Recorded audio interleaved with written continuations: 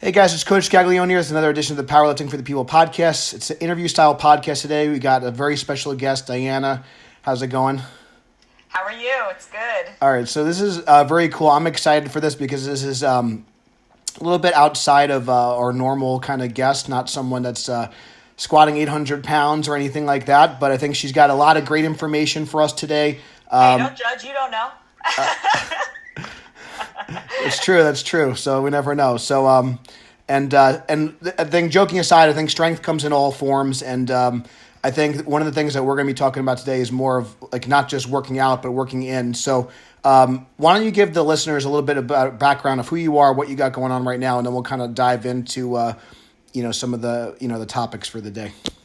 Sure. My name is Diana Ricciardi, and thank you for that introduction. And I help people get off their ass and out of their head, basically. I like to work with people through their anxious thoughts. I think that we tend to think as a collective, as a whole, just that life has to be hard and like we have to experience some sort of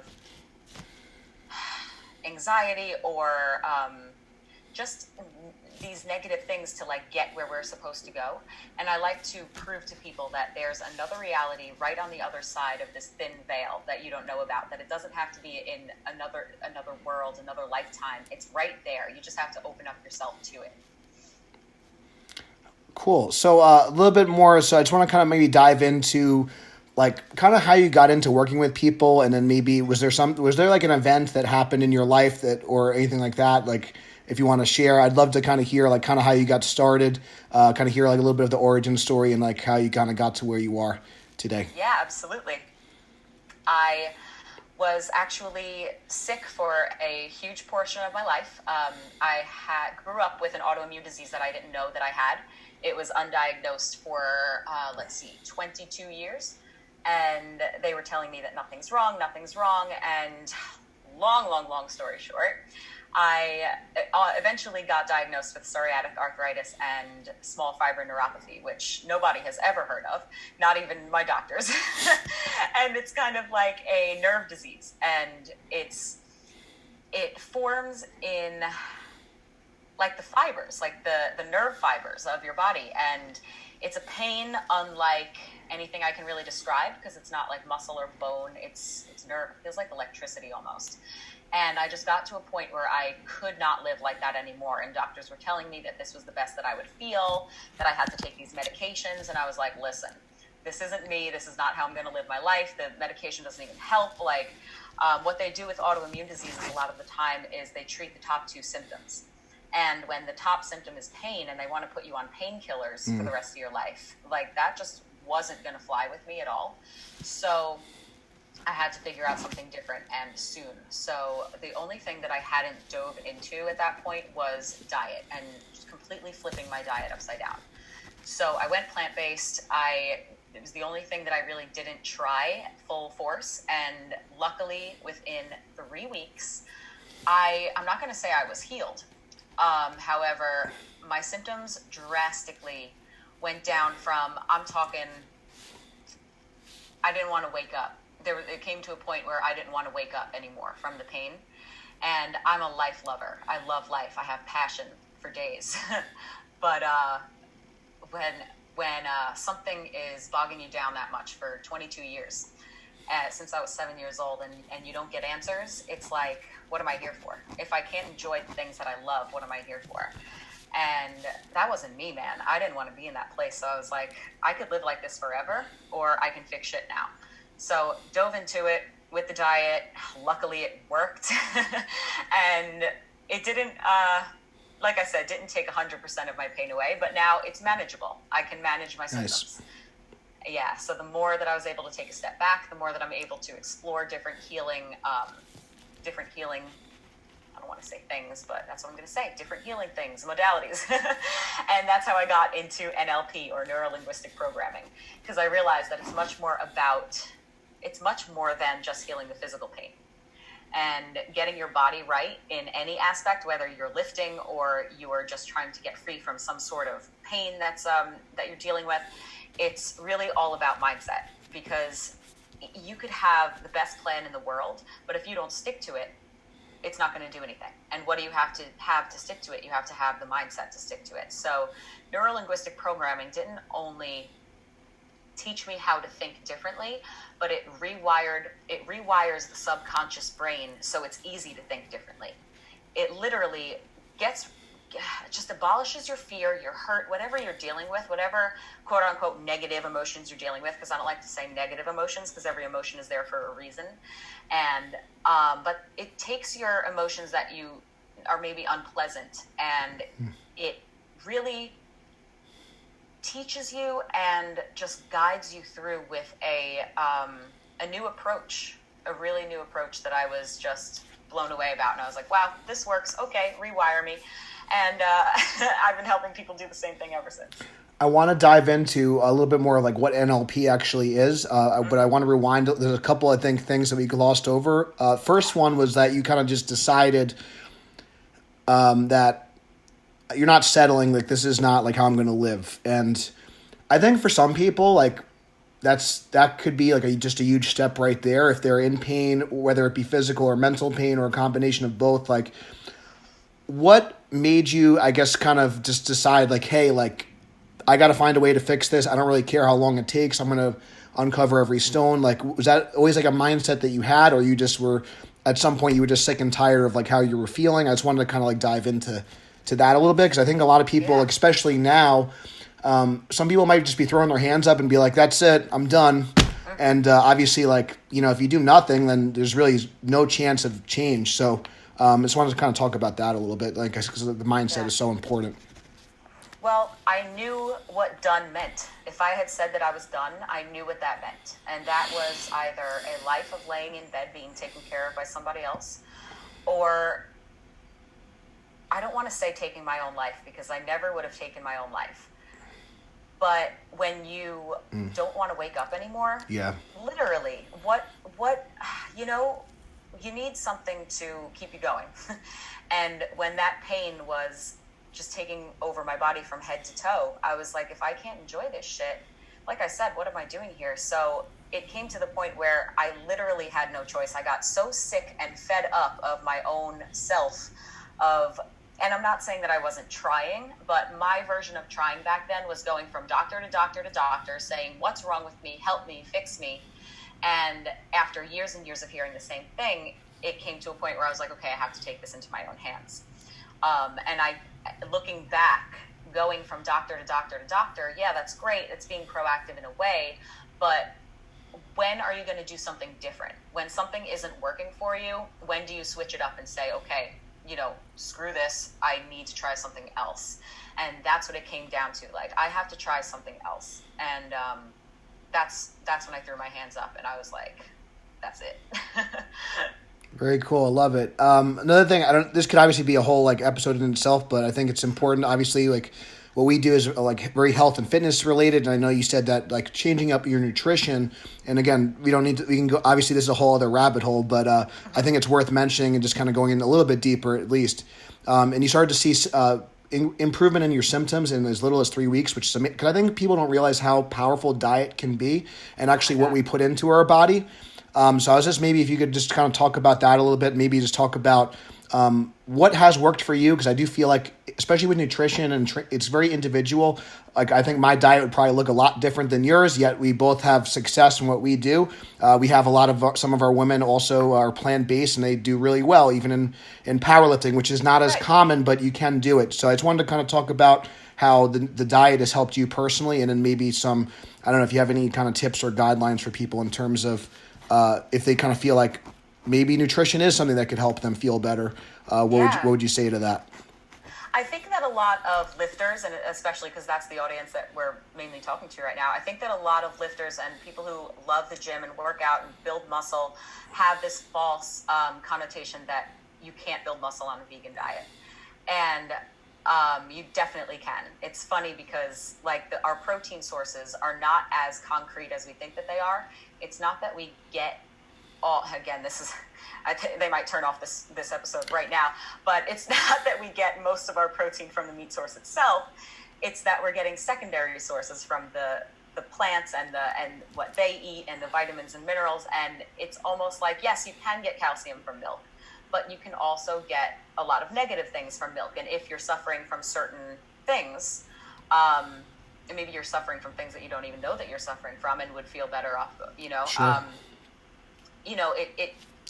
It is worth it to take some things out and see what works for you.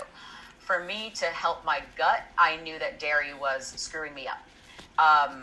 The same diet isn't right for everybody. I like to tell people to try something different if what they're doing right now isn't working for them. Dairy wasn't working for me, so I cut that out completely. I didn't see any change in my pain cutting out dairy. And I was very surprised because I was like, this is it, So I went paleo and I was eating, free range meat and all that and still eggs, but I cut out dairy. After a year, I realized that this was doing absolutely nothing and that I was losing weight, and I wasn't happy with that. So I saw a Netflix documentary, and they were talking about diabetes and how that correlates to gut health and autoimmune disease. And I was like, wait, if I have an autoimmune disease, I think that I can heal this with my gut. So that's when I went plant-based. Within 3 weeks, done. I was like, wow, it was the meat for me. That's what it was for me. So obviously after that, I had to find other protein sources because we're so conditioned to, chicken and meat being your protein source and, chickpeas, legumes, beans, all that. My diet is full of whole foods. It's not just vegan, like you can be vegan on Oreos and French fries. Right. It's all about the whole foods and the plants and really nourishing yourself with what your body needs and listening to your body. And I know so many vegan bodybuilders who actually thrived after switching and wound up gaining more muscle.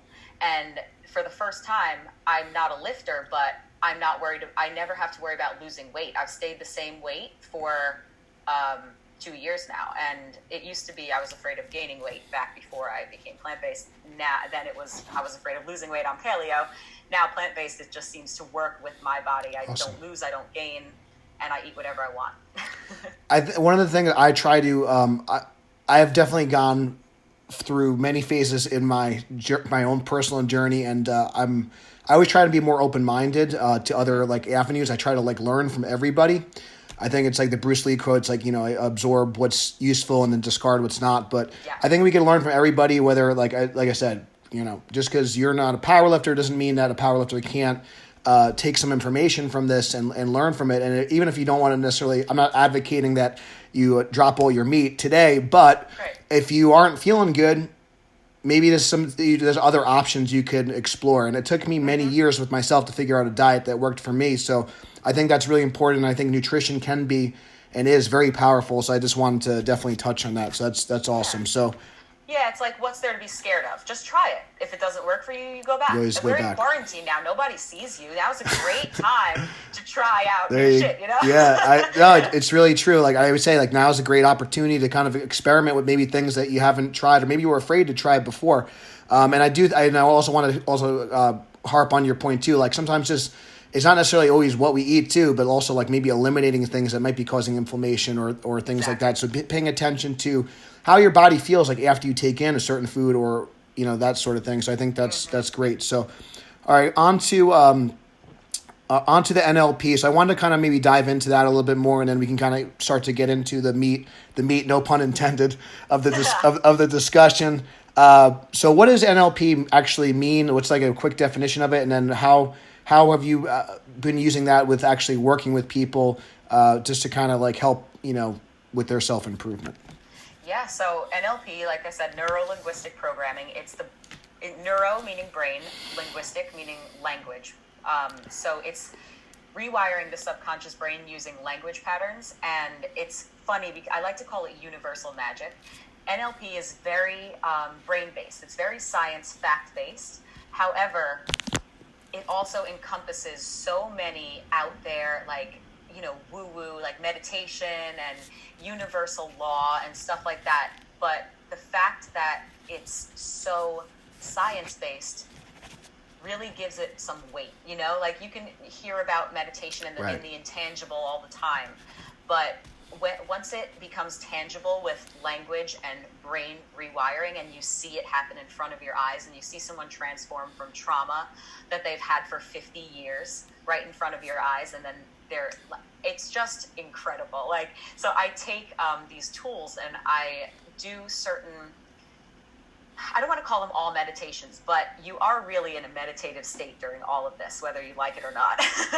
And because it slows down the brain waves. And when we slow down our brain waves, like when we are in that state, that state of in between awake and sleep, like when you're going to sleep and you could, that weird feeling, that is the most impressionable time that our brain has.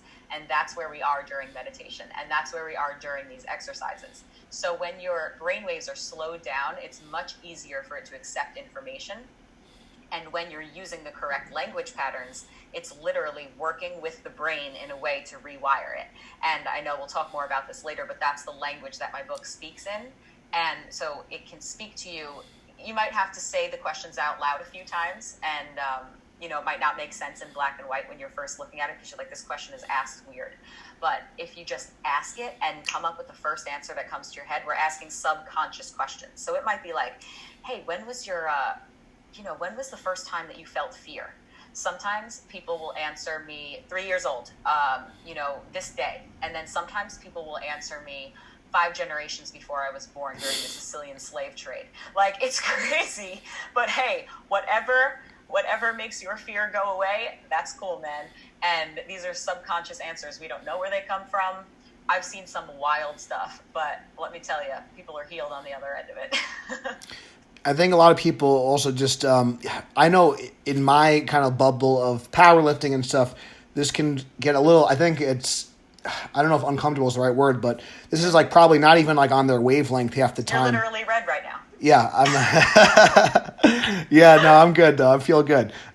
So my external, internal may not be giving you the right signal, but no, no. Hey, we learned all about bodily responses too. That's interest, excitement. Like, I like it, but it's definitely, I could see the uncomfortableness being like stirred in you a little bit, which is I'm learning. This is good. So I'm like also I'm taking notes too. So yeah. But I think especially even something I think everyone's kind of heard of meditation before, but a lot of people like don't even know like how do I just find like a mountaintop and like start like doing yoga? Like, I don't know like where to start with some of this stuff. And I know from my own experience when it comes to people that are doing like real intense weightlifting, that is such like a sympathetic, like fight or flight response. So being able to slow down, like you mentioned before, and that's like a critical skill in terms of recovery, in terms of how you feel.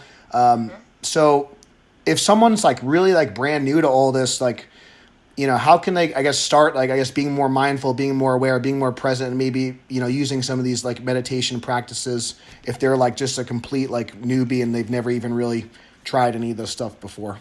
Yeah, well, the good news is that if you're a powerlifter and you work out regularly, you're already meditating. That is a form of meditation. When you're in that lift, when you're in, like, doing those reps and you're breathing and you're listening to music and you're continuously just in the zone, and not really thinking about anything else, that is a form of meditation.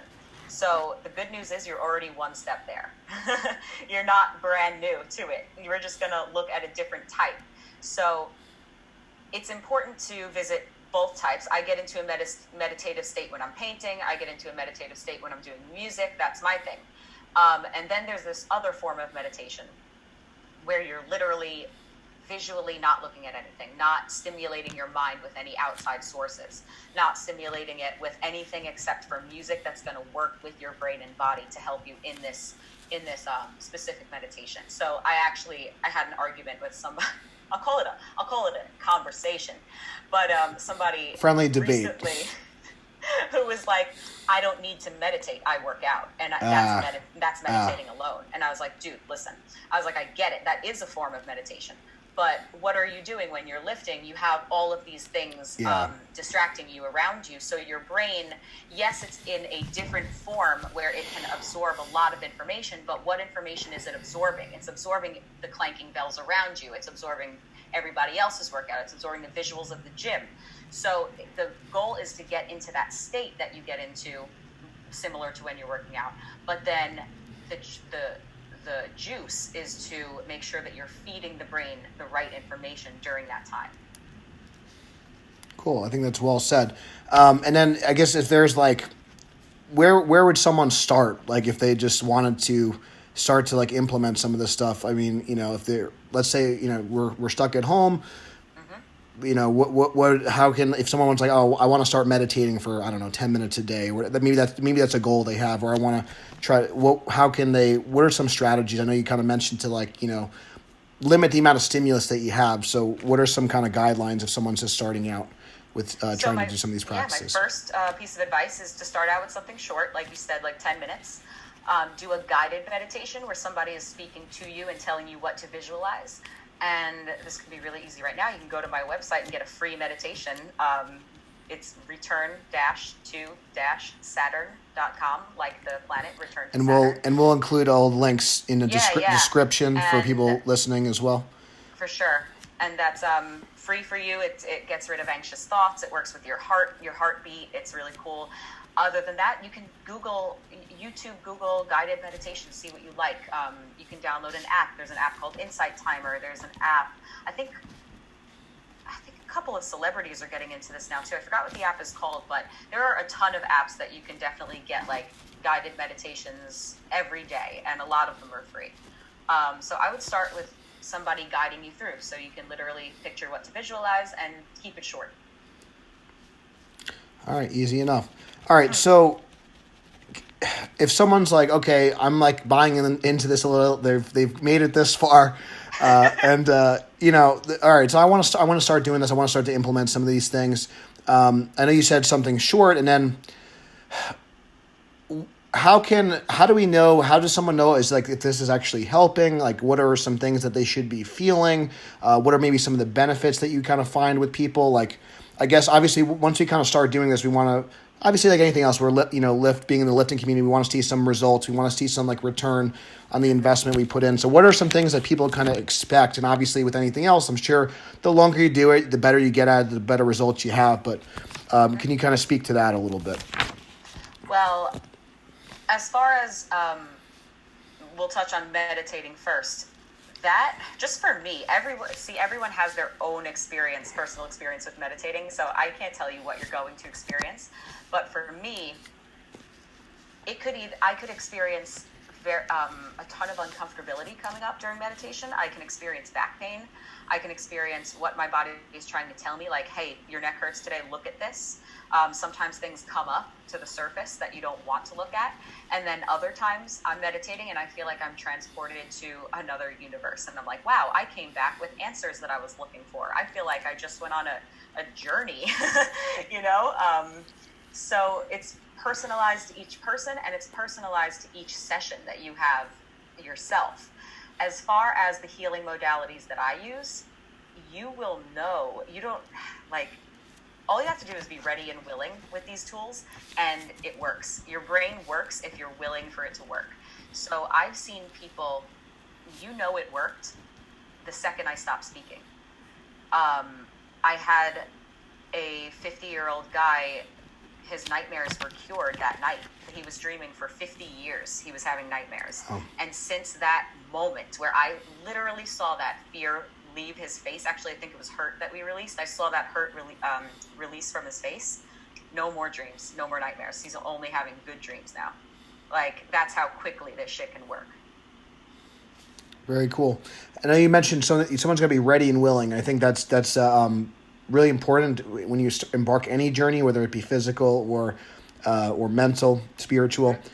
If someone's like really closed off and they're just, for whatever reason, maybe they've been hurt in the past, maybe they've been let down, whatever circumstance that they find themselves in, I guess what advice do you have to those people to help kind of allow them to open up a little bit and maybe kind of be open to trying some of these new things, just to kind of help them kind of take that next step, in their personal journey?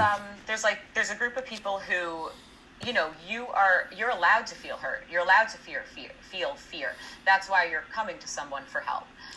It's not that you have to say like, oh, I'm Superman. I don't need this, but just help me. Like, you're allowed to feel your feelings. If you are saying this isn't going to work for me, fuck this. Pardon my French. I don't know if you curse on this podcast. I've said worse. It's okay. If you're saying this isn't going to work for me, then it's not going to work for you. And it's not that if you say this is going to work for me, it's a placebo effect, because that's what some people think, like, oh, it's a placebo. It's not. It's just that when you say this can work for me, you allow your mind to open up in a different way to look for those different realities. If you're closed off, you're not gonna look for anything. Just like when you look around the room, and if I were to say close your eyes right now, and you closed your eyes, and then I said point to me everything in the room that was red, you probably wouldn't be able to do it because you weren't paying attention to it. Yeah. But then as soon as you decide to buy that red sports car, you're seeing that red sports car everywhere in the world because it's in your awareness.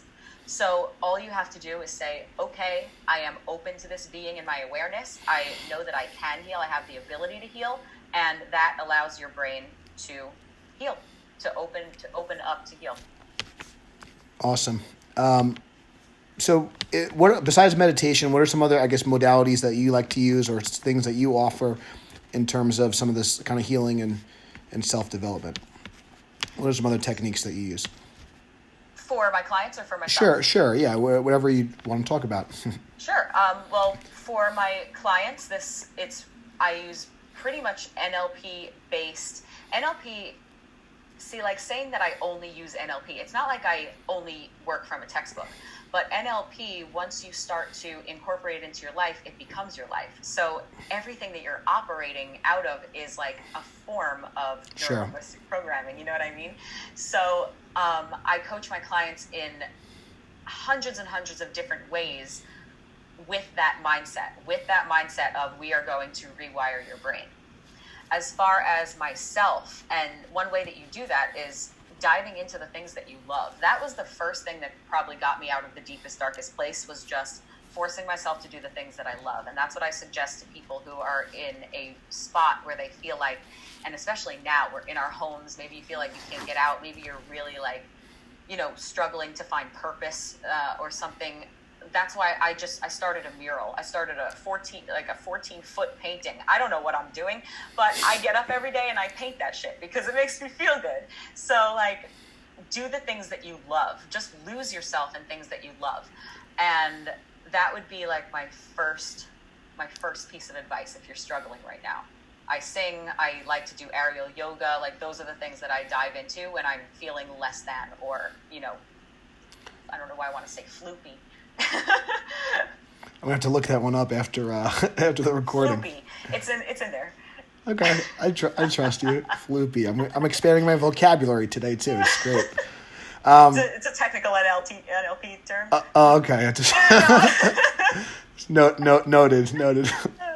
No, I think that's. I think it just, and also take inventory of things that like really bring you joy too. I mean, I think sometimes it could be something as simple as being outside in nature, or like as having some yoga practice. I've been like I've been trying to do things that complement the really intense physical self, and I think that's important. It's important to maybe have a little bit of that balance, especially like I said, if coming from the audience of most of us are probably involved in strength training and weightlifting, where it's a whole other world of having that kind of calming effect. So I don't know if you could speak to that a little bit, and then I have a few other questions for you. But because like I said, I think that there's a time and a place where we're gonna work hard, we're gonna really, and then there's a time and a place where we need to like relax and recover, and maybe talk about that like a little bit. Oh yeah, I touch on this a lot actually, and the way that I kind of categorize these energies is the masculine and the feminine. And it has nothing to do with being male or female or anything like that. It's everybody has a duality of masculine and feminine energy. And think about where you are when you're powerlifting, when you're in the gym. It's almost like this hustle mode, get shit done, right? Like you're lifting, you got to get your reps in. It's an accomplishment that you're going after, which is great because we need that. We need that guidance. We need that structure. But when we think about it, like if we're constantly hustling, where does that leave time for the flow? We need hustle and we need flow, that wasn't just a movie title, my friends. So what's the flow? The flow is the feminine. The flow is when we are in our element, when we're painting, when we're singing, when we're doing music, when we're playing with your kids, when you're, doing even like building, even like quote unquote masculine, activities can be feminine if you are in your feminine energy when you're doing it. Like soccer, okay, you're playing soccer. Are you stressing out when you're playing soccer? Are you focused on making that goal? Are you focused on, the point system? You're in your masculine energy. Are you on the soccer field having a blast, having a good time with your friends, feeling free, and it energizes you? You're in your feminine energy. So anything can be feminine or masculine, but it's really that hustle and flow that you have to like invite that flow in, because the magic happens between the hustle. You hustle, you do your thing, and then when does that call come in? That unexpected call. When does that unexpected, anything arise? It's when you don't expect it. It's when you're not hustling. So you need that time for the universe to kind of meet you, where you are.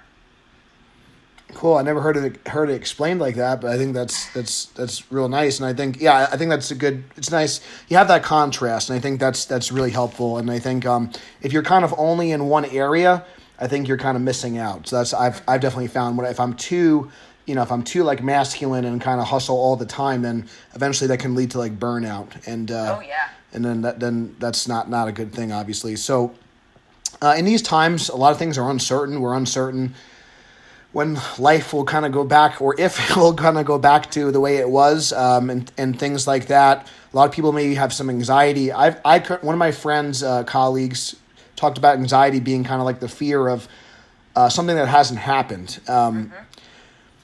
I always kind of give the advice to our clients and our members and just the people listening is that you want to always try to focus on things you can control, obviously. But that could be still very challenging when we don't really know like what's ahead.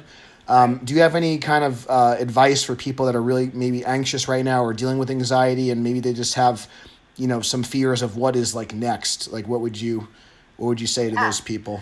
I think it's good that you said that people are really worried about, like, is this going to go back to the way that it was?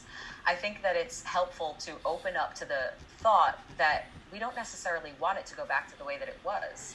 And that leaves us with a lot of other options. So the anxiety is happening because we don't want this to be happening now. But we are in the thick of it. And that's good news, because it's only going to get better from here. Like we said, we're not going to war right now. I mean, we're out, but in a separate context. We're not asking to go to war. This is like a meme right now. We're asking to sit on the couch, like we could do this. So just do your part. This is the easy part and the anxious part, because we're in this uncertainty. And of course, but find solace in the fact that we are all in this uncertainty, every single person. And also that uncertainty can be good, because we don't want it to go back to exactly the way that the world was. We were burning. We were literally burning. Like, the world was dying. It needed this break. We needed this break. We need this time to make ourselves whole again, because we lost ourselves. We lost ourselves, the way that we have been treating each other, the way that we've been treating animals. And like, it's just a reminder to pause, let the earth heal, and let ourselves heal. So what are we going to do with this time? We can sit here and we can be anxious, and we can say, oh my God, I can't wait to get back to the way that things were. I can't wait to get back to the way that things were. If you're focused on that, then things are going to start to be exactly the way that things were. If you focus on this time in your, little humble abode, and you focus on the shit that lights you up and makes you feel good, and you become a better person for this, and you focus on the inner work, do the inner work so that we can plant the seeds, so that when we're back in the world, this shit doesn't burn again. Because if we don't do something differently, that's what's going to happen. Yeah, and I think to your point, it's like, what if like things could be better? Things could be a lot better. It could be different, right. But it doesn't. So I think that is great. So why choose anxiety when you can choose to better yourself during this time? I love it. And then one of the things that I think I might have mentioned, I don't remember if it was before or after the recording, or maybe it was another time, but a lot of times, we were focused a lot of times on working out, but it's really important that we work in and just kind of start to like dive a little bit deeper and work on ourselves. I don't want to take up too much more of your time. I know that you got stuff to do and we're busy, but that's great. I want to just give you an opportunity. I know you have a book as well and some different services. Where can like people find more about you and learn more about what you do, and maybe kind of talk about some of the things that you're offering right now to kind of help people, not just during this time, but just, day to day. Yeah. So I think I mentioned it before on my website is return-to-saturn.com, and my Instagram is return to Saturn. And there's a ton of free goodies on my website. You can get a free 3-day course. You can get your free meditation. And then, there's a couple of other goodies on there too, as well as my book. And my book you can get on Amazon. It's called Return to Saturn. And it speaks on all of these things that I just spoke about, getting you through your tough times. This would be a great time to, if you didn't know how to start to work on your mindset, this book literally walks you through step by step, day by day. It gives you like a funny story, how I got through this, and then it helps you get through it with the tools that I use to get through my own stuff. So it's funny, I'm actually working through the book myself right now. The other day, I was like, why am I feeling like, like a little unmotivated because I'm in this house all the time? And I was like, what tools do I have to get me out? I was like, oh, I wrote a book on that. Let me pick it up. So that can be found on Amazon, and it's probably the most powerful way that I have found to work with yourself on yourself in this time. And I can't be more excited about it, honestly. Cool. I'm actually looking forward to dive in now that I'm kind of settling into like a new routine, being like whatever 2 weeks in or whatever it is. So I'm excited to kind of start to do that now. I kind of have things in place. Things are a little bit more in order than they were. So I'm excited. And I think, whether you're using the workbook or not, just taking some time to journal, like get your thoughts down, take some inventory of yourself, like how you're feeling, what's going on, what was good, what was bad, what was, and just kind of like, just start to kind of reflect a little bit more. I think we could all do that. And that's one of the things I always encourage our athletes do, whether it be, on a daily basis or especially even after like a training cycle is over, after a competition, and just kind of reflect on how far you've come and the growth that you've made. And then you always kind of start to see things a little bit better and a little bit better of a light, a little bit better of a lens. I think that was celebrate yourself. It's absolutely really celebrate yourself. One of the things, kind of bringing it full circle, that you talked about, it was just really brief, but you talked about you didn't want to say negative emotion because, and I thought that was like really powerful. It was like a very small snippet of sound, but I was like, wow. And it's all how you frame it. So like, yeah, it could be that emotion is still giving you feedback, and what you do with that feedback can propel you forward, whether it be an unpleasant feeling or a pleasant feeling. And I think that's definitely just kind of a good way to kind of sum up this whole chat. So yeah, it could be really, really helpful just to take a journal and write down, why am I anxious? Why am I fearful? And then just write, and you'll learn stuff about yourself that you didn't even know. Very cool. Well, it was really nice chatting with you. I actually want to leave you guys with a super quick exercise. Go for it. Go for it. I now. love it. So the most high vibration emotion is gratitude. It's just fact. Like when you feel gratitude, you're vibing as high as you possibly can. So the quickest trick to get back into a great mindset is to pick 3 things that you feel grateful for right now. It can be so simple. And then put your hand on your heart and breathe deeply. And like a lot of times we don't realize, like when do we breathe deeply? When we're powerlifting or when you're smoking weed? Like when do we actually breathe? Sit there and take all the air into our lungs. You'd be surprised how deep breathing for 10 breaths really just energizes you. We shallow breathe all day long. We're getting like 30% oxygen to our brains and cells. I love it. That's going to be my first homework assignment. Yeah, from Diana. I have it written down. I think that's great. And one thing I think, just to kind of bring this home, I love the gratitude thing, and I like that you kind of incorporate the breathing. It kind of takes everything together. If you could start off your day like that, just like you're starting off your day on a positive note, and then you're just gonna have momentum from there. And then, like I said, you can just kind of let that momentum like ride throughout the day. So a lot of us, we were so conditioned to just pop open our phone, check our email, and this. If you could start your day off with something real positive and, like I said, vibe really high with share some gratitude, write it down, hold your heart, get some breaths in. I mean, what a better way to start your day. So I think that's some really good practical advice for people listening. So it takes 30 seconds. I like things that are quick. Well, it's quick, it's simple, it's effective, and I think that's kind of what we need right now. Because I know sometimes Especially, I could definitely nerd out with like mechanics and joint angles and things like that. And there's a time and a place for that. And sometimes it's just, hey man, take 10 breaths and you'll feel good. And let's move forward. So I love it. So thank you so much for coming on. I'll include like your Instagram. I think you got a podcast as well. I've listened to a few.